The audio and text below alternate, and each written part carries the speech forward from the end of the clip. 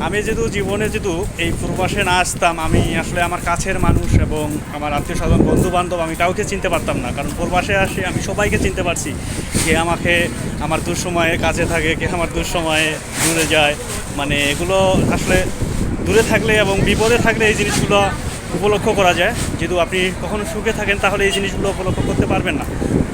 প্রবাসে থেকে আসলে এতটুকু জিনিসেই বুঝতে পারছি যে আপন মানুষ চিনতে পারছি, যারা কাছের বন্ধুবান্ধব তাদেরকে চিনতে পারছি, যারা বিপদে, আমি যখন কঠিন বিপদে ছিলাম, বিপদ আমার অনেক চারপাশ দিয়ে বিপদ আর বিপদ এই প্রবাসের মাটিতে।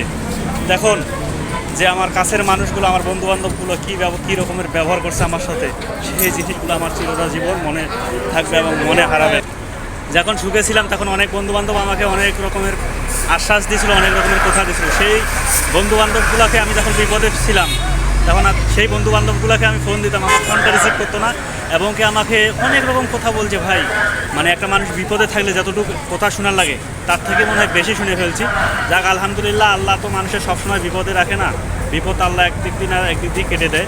ইনশাআল্লাহ বিপদটা কেটে গেছে, কিন্তু মানুষগুলোর কথা এবং মানুষগুলোকে চিরটা জীবন মনে থাকবে।